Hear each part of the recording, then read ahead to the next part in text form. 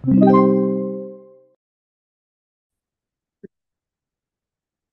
next, the homogeneous bars A, B, and BC are identical, each having a mass of 100 kilograms. The coefficient of static friction between the bar at C and the horizontal plane is 0.5, as shown in the figure. Number one, calculate the maximum value of T to maintain equilibrium. Number two, calculate the minimum value of T to maintain equilibrium. And let number three, if P is equal to 100 newtons, calculate the surface reaction at C. Okay? So, if you would look at the figure, no? So, ito ay parang frame, a pin-jointed frame. Kaya lang, this is unstable, no? Because we only have a pin support here. And then dito is just a surface. So, there's a tendency for this to flatten out. Kumbaga, tumumba ng ganito. Okay, parang tutumba ng ganyan. Okay? So, therefore, there's an application of force P here. And ang tinatanong lang, ano yung maximum value ng P to maintain equilibrium? Tapos, ano yung minimum value ng P? So, dito kailangan naintindihan natin, no, ano yung pinagkaiba nun. So, dun mo tayo sa maximum value of P. So, minimum muna. Sa minimum value of P muna tayo. Sa minimum value of P, kumbaga, parang tinatanong sa atin, ano yung enough lang na force dito para hindi ito mag-flatten out. Kumbaga para hindi siya maganyan. Okay? Ano lang yung kumbaga sakto lang na pang suporta, no? Para hindi siya humiga ng ganito. Mag-open up, no? Kumbaga mag-open up 'to, kumbaga bubuka yan eh. Okay, parang ganyan, no? So, yun yung gawin natin, no? So, for minimum. Tapos, for maximum naman, kumbaga, yung P9, pwede mong i-increase kasi pag sinabi mong minimum, yun yung enough lang na para hindi siya mag-flatten out. Okay? Pero kapag sinobrahan mo naman yung lakas ng P, ang mangyayari naman is matutulak mo to the left. So, parang gaganto naman yan. Okay? So, kumbaga, yun yung mga tanong sa number one tsaka sa number two, maximum and minimum. Okay, so unahin muna natin yung maximum. So, yung maximum is, bali sa number one, ang impending motion natin would be to the left.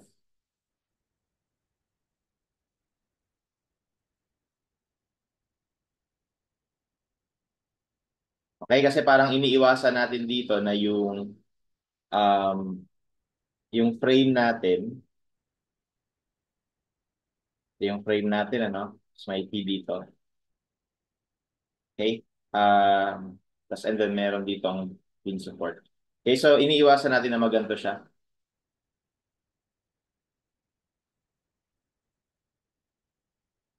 Parang gaganyan siya eh. Ay, kaya yung impending motion mo pakaliwa. Kaya ibig sabihin, may reactions dito, dahil ito ay pin support sa A, may reaction dito na AY, tsaka AX. Tapos dito meron tayong normal reaction. Tawagin natin na N. Okay? And then, dahil ang impending motion natin ay pakaliwa, so dapat to the right yung friction. Okay? Tapos ito yung P natin. Okay? And also, sinabi na yung bigat niya is 100 kilogram. Nung kada ano, no?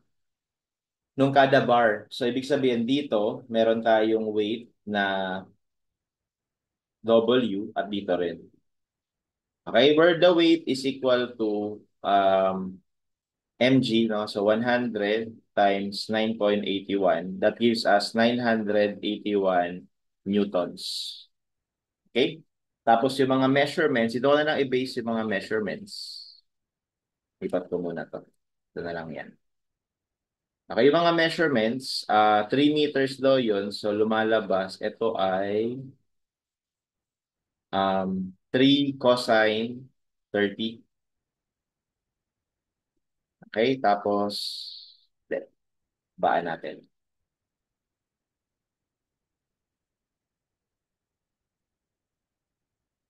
So this is 3 cosine 30. Okay, and ganun din ito. So 3 cosine 30. Tapos, dun sa gitna nung bar,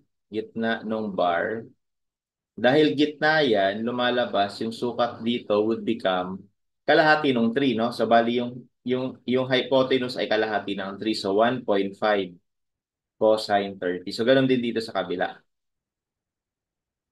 1.5 cosine 30. Okay, tapos yung height will give us 3 sine 30. Okay, and then yung height sa gitna dito will give us half lang din ng 3, so 1.5.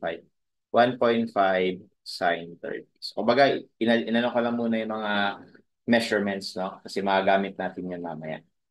Okay. So here, we need to create equations, no, for this free body diagram.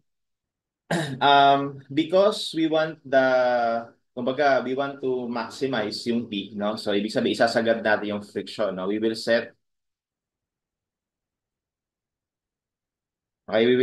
the friction to be equal to mu n, or basically 0.5 n.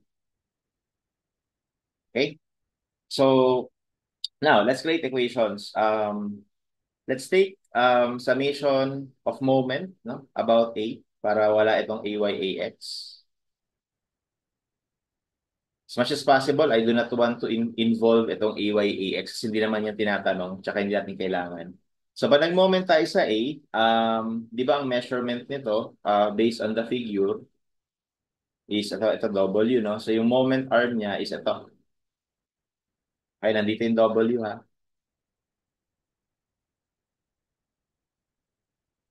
Ayan, nandiyan yung W. Okay? So, we have W, which is 981.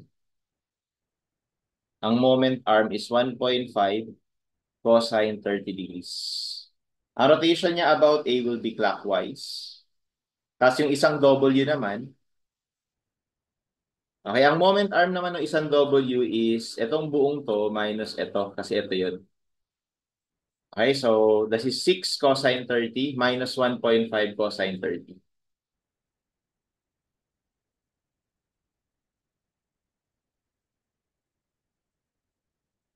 Ayan. Okay? And then the rotation will also become clockwise kaya negative. Next, yung P, no? So, palakihin ko lang. Ito yung P natin. Okay, so yung moment naman yan would be P, ang moment arm niya is 1.5 sine of 30. Tapos ang rotation niya would be counterclockwise. Okay? And then our normal force, ito. Okay, so N, ang moment arm niyan would be 6 cosine 30. Or 3 cosine 30 plus 3 cosine 30. So yun din yun, no? And then ang rotation ng N would be also counterclockwise. And then of course, yung F, since coinciding siya dun sa point of rotation natin, edi ibig sabihin, 0 lang yung moment niya. Okay? So this is going to be all equal to 0. And dito wala pa tayo masosolve kasi um, we have two variables. So kailangan pa natin bumuo ng isa pang equation. Okay? So yung iba pang equation, pwede ka mag-summation ng forces, no? Summation ng force Y, summation ng force X. Kaya lang, ayaw ko nga ito i-involve. Kaya ang gagawin ko, magme-method of members na ako. Isolate ko na to. Kaya yung FBD niyan. So, ano to? BC, no? So, FBD ng BC. Of member BC.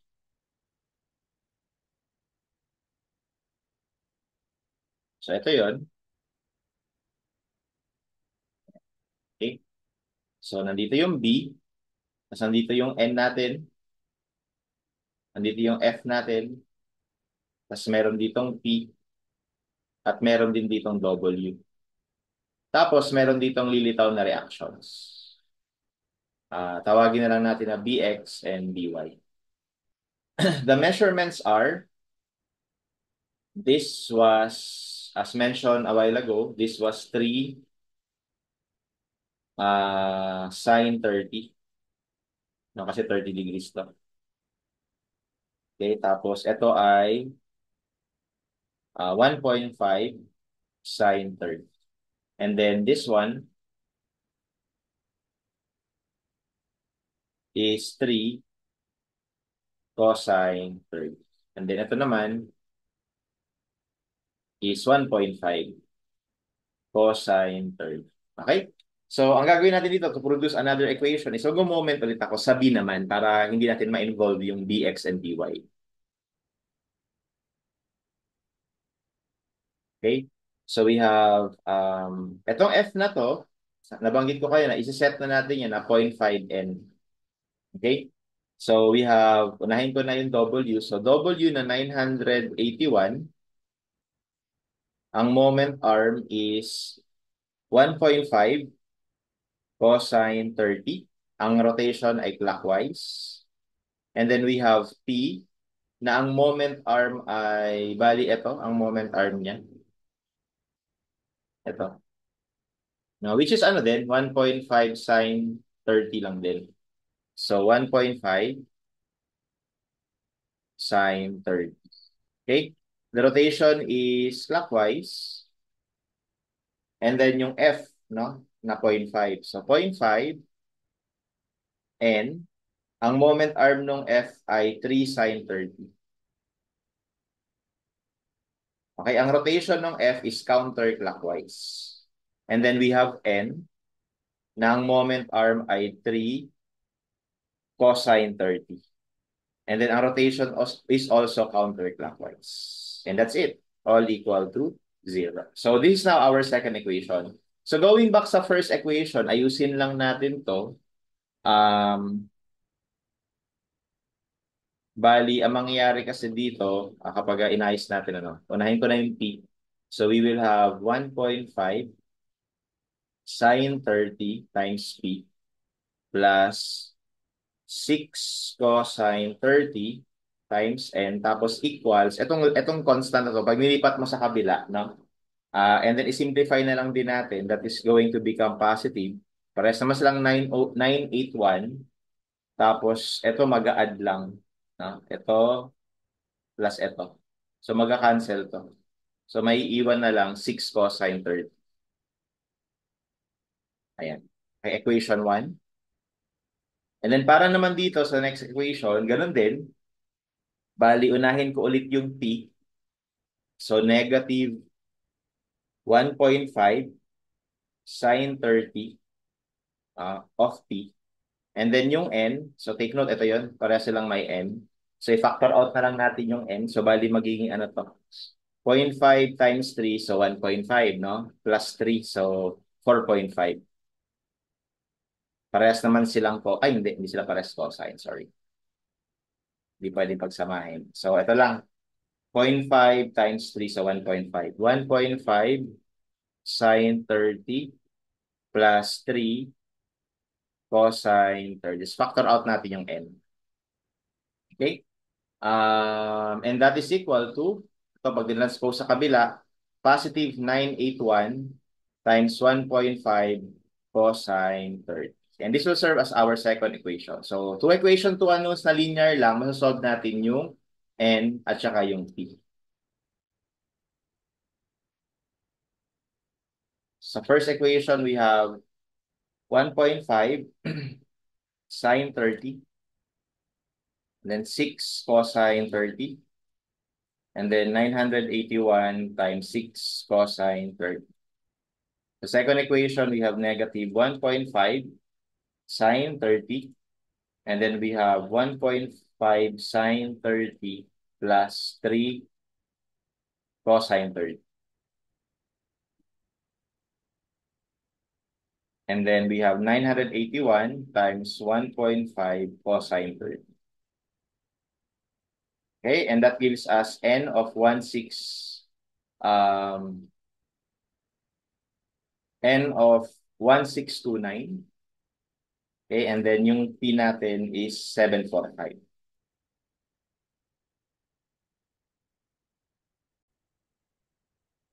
Baliktad pala, no? Baliktad. Ito pala yung P, tapos ito naman yung N, no? Kasi inuna ko nga pala sa equation yung P. Okay, so yung P natin is 1629.92 newtons, tapos yung N naman natin, although di natin kailangan tong N, sulat na rin natin, 745.74 newtons. Okay? So lumalabas ngayon na ang tanong sa atin, what is the maximum value of P? So this is now the maximum value of P. Okay, and our answer would be letter B. So that is for number one. For number two, calculate the minimum value of P. So as mentioned earlier, ito naman yung pinakamalit na P to prevent naman, kumbaga yung pinakamalit na P is to prevent this from spreading out. No? So pag yung mag-open up yan. Okay, so for number two, ulitin lang natin yan lahat. So ito yung free body diagram natin. Okay? Tapos, again, meron ditong reactions. AY, AX. Tapos, andito yung normal force. Tapos, meron ditong weight. And then yung P. Okay? So, this time, ang iniiwasan natin ay ito, pag nag-open ng ganito. Ganyan. Iniiwasan natin yan. Okay? So, ibig sabihin dito, ang impending motion natin is to the right.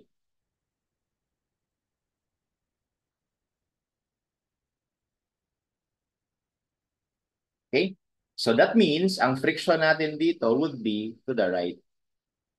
I mean to the left, baliktad. Nakabaliktaran ng impending motion. So ayan, no? Ganun lang ulit. Yung mga sukat, i-refer ko na lang dun sa mamaya. Pero basically, ulitin lang natin lahat ng ginawa natin. Mag-moment ulit tayo sa A. Bali, nung nag-moment tayo sa A, ito yung na-produce natin na equation. Yan. Kopyahin ko na lang, no? Para mas mabilis. I do not want to waste your time. So, hopefully, nag-gets yung idea. Importante lang naman dito is yung idea. So, pag nag-moment tayo sa A, ito pa clockwise, ito yon. Ito ay clockwise din, ito yon. Tapos ito naman ay counterclockwise. So, ibig sabihin, ito rin yun. Tapos, yung N natin is also counterclockwise. So, actually, walang makaka-apekto sa first equation. No? Parehas lang yung first equation. So, bali, ito pa rin yung first equation natin. Yan.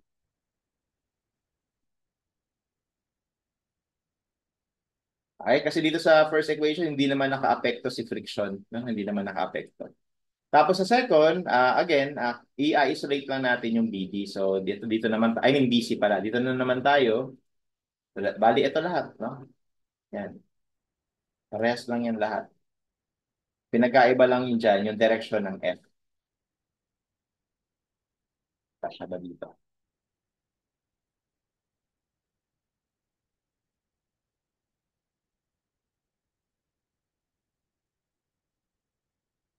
Okay, so pinagkaiba lang dito is yung, oops,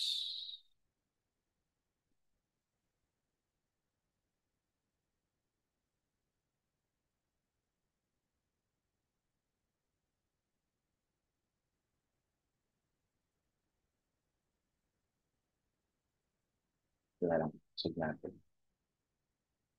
Dito na lang.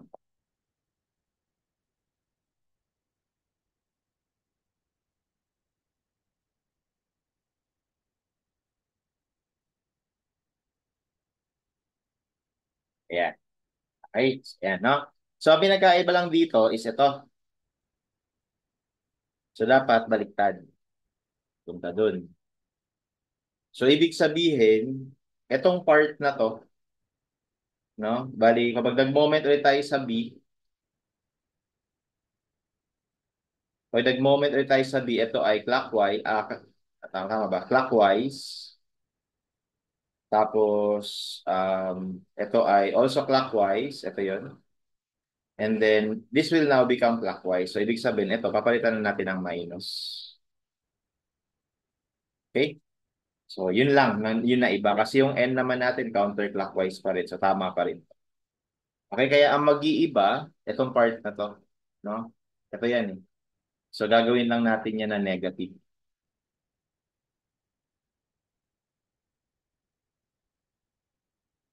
Okay? And I believe that's it, no? Pagkatapos na to, we can now solve the two equations again, and we can solve for N and P. So, P and N pala, para hindi tayo malito. P and N.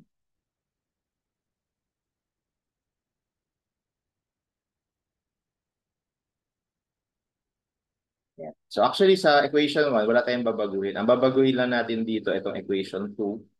Sa first part, wala. Dito lang tayo may babaguhin. Sa second, dito sa coefficient na to.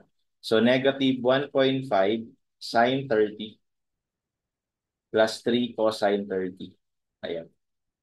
Okay, so ang P ay 529.74 and then ang normal force is 904.54. Okay, so ang sagot natin dito would be 592.74. Sa choices, that is,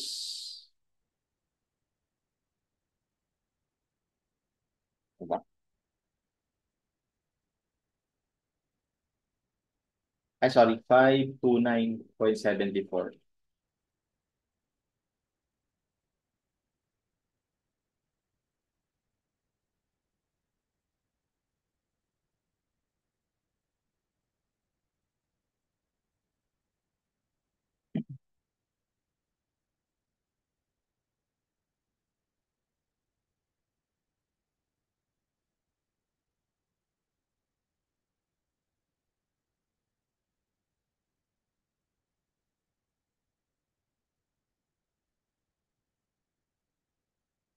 Okay, so yes, I think 529.74 talaga.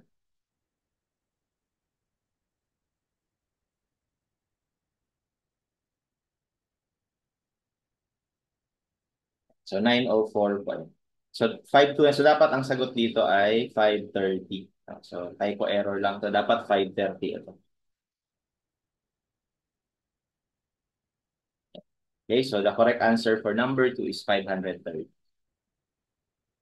Okay, so number 3. If P is 1,000 newtons, calculate the surface reaction at C. So pinapahanap naman yung reaction sa C for number 3. So number 3. So P is 1,000. Okay? Dito, kailangan na-identify na natin na yung P minimum natin is around 530 newtons and yung P maximum natin is around 1,630 newtons. So kumbaga ibig sabihin kapag yung P natin ay nasa pagitan nito, no? So we are in static equilibrium.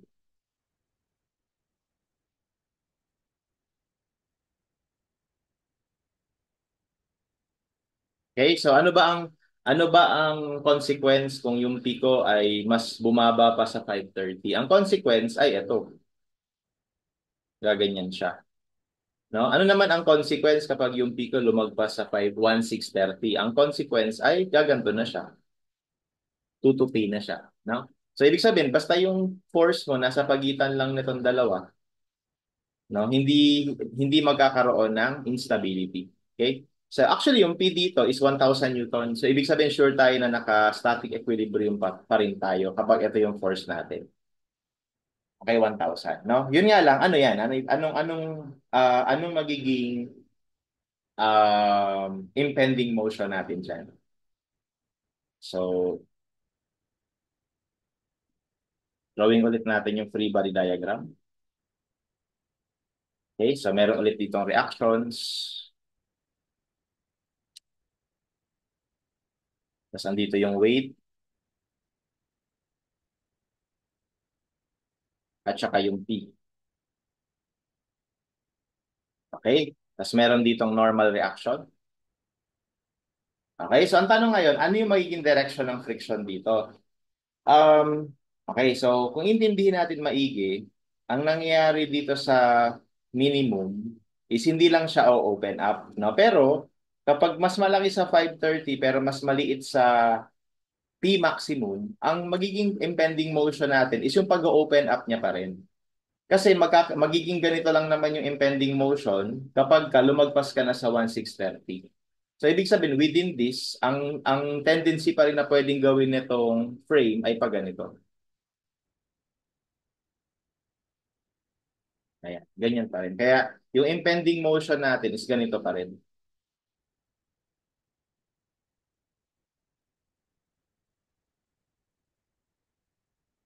Okay, kaya yung friction natin will be in this direction. So, pinapahanap ngayon yung surface reaction. Bali, pinapahanap doon ito, yung resultant nila. Okay, so hanapin natin yung N tsaka yung F. Okay? Oo nga pala, dahil yung P natin ay wala naman hindi naman mas malaki sa 1630 tsaka hindi mas maliit sa 530. So, sure tayo dito no, na yung F natin, as expected, will be less than or equal to the F max na equal sa mu N. Okay? So, kumbaga, hindi ito yan. Ine-expect natin dyan, hindi yan lalagpas dyan sa 0.5 N. Okay? So, let's try to solve it. Okay, so let's take summation of moment ulit at A is equal to 0, assuming counterclockwise positive. So, itong W na to is 981. Ang moment arm is itong distance na to, which is from earlier, 1.5 cosine 30. Ang rotation niya is clockwise. Tapos we have another clockwise na weight. Ang moment arm niyan, ito, which is same kanina, that's 6 cosine 30 minus 1.5 cosine 30. Okay, tapos yung P na 1,000, ang moment arm nun kanina is 1.5 sine 30, di ba ito? This is 1.5 sine 30. Ito yun. Okay? And then, iikot yung N. N, ang moment arm is 6 cosine 30. Ang rotation ay counterclockwise. So, ito ay counterclockwise. Ito rin ay counterclockwise. So, if you would compare, no, ito rin yun, all equal to 0. If you would compare, dapat same lang yan dito sa equation natin dito. Ito rin yun. Ginawa lang to 1,000. No? And then, actually, dito, masasolve na natin yung N. Okay, solvable na si N. So, we have negative 980 times 1.5 cosine 30 minus 981 times 6. Actually, 6 minus 1.5 is 4.5. Pwede pagsamahin kasi pares naman na cosine 30 yan. And then plus 1,000 times 1.5 sine 30 plus yung normal force times 6 cosine 30.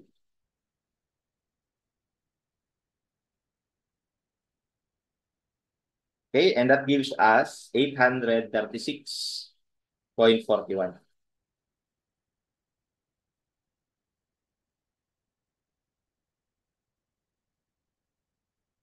Okay, so ayan, no? So 836.41.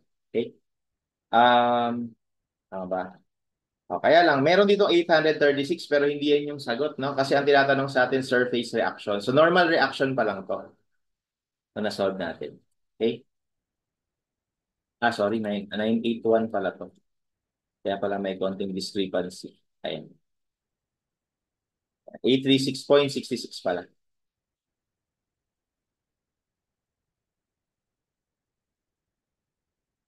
Ayan. So again, hindi ito yung sagot ha. Normal reaction pa lang yan. So kailangan natin is total. So kailangan naman natin yung F. So again, huwag niyong gagawin dito na yung F, no, ay gawing 0.5 n. So mali na sabihin na yung F ay equal sa 0.5 ng 836.66, no? Bakit? Kasi hindi naman masasagad dyan yung friction eh. Dahil alam na natin na yung maximum para masagad yung friction is 1,630. So, ang binigay lang 1,000. Kaya sure tayo hindi yan masasagad. No? So, sigurado tayo na F dito mas maliit dyan. Okay, and how do we solve for that? So, using equilibrium ulit. Using the whole structure, kailangan ko pa kasi yung AX para makuha yung F eh. So, para ma-avoid yun, i-isolate ko ulit itong member na to. Okay, so member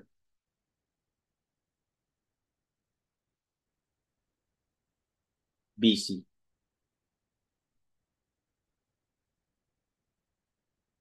Okay, so andito yung normal force, ito yung friction, ito yung P, ito yung W. No? Tapos merong reaction dito na By, Bx, pero pag nag-moment tayo dyan, wala na ring silbi yun, no? So, this is 1,000, this is 981, and this is calculated as 836.66. Okay, so let's take summation of moment at B is equal to 0, assuming counterclockwise positive. So we will have 981. Ang moment arm niyan kanina, ito, is 1.5 cosine 30.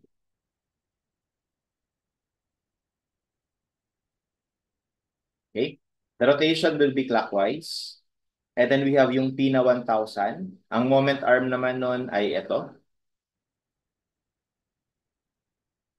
which is 1.5 sine 30. So, 1.5 sine 30. So, just refer kung ano yung mga moment arm kanina. And then the rotation will also be clockwise. And then we have F, na ang moment arm would be this, which is 3 sine 30. So, 3 sine 30. Ang rotation ng F would be also clockwise. And then lastly, yung N na 836.66. Ang moment arm naman nun ay ito, which is once again 3 cosine 30. The rotation for N is counterclockwise. And from here, we can solve for N. So store natin to sa A.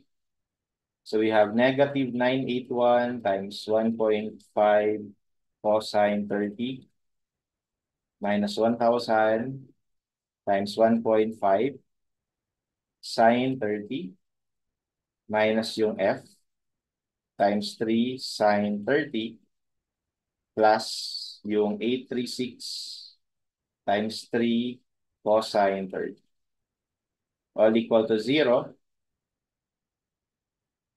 Okay, and that gives us 99.57. Okay, and just to double check, no? Kung hindi nga ba talaga lumagpas yan ng maximum, di ba ito yung maximum? 0.5 nung 836. Ang maximum lang, 418.33. So dahil mas mababa ito sa Fmax, o di ito yung mag-govern, no? Pero again, hindi yun yung sagot, ano? Ang sagot natin is yung ito resultant. Ito. So to calculate for that, we will just take the resultant of N and F. So dito ko na ilagay, no? Bali lumalabas lang na square root ng N squared plus yung force or friction squared na nasa X. Ito yung normal force, ito yung friction force. And that gives us 842.57. So therefore, ang resultant natin is 842.57 and that would be our answer. Okay, and that's how you solve this particular problem.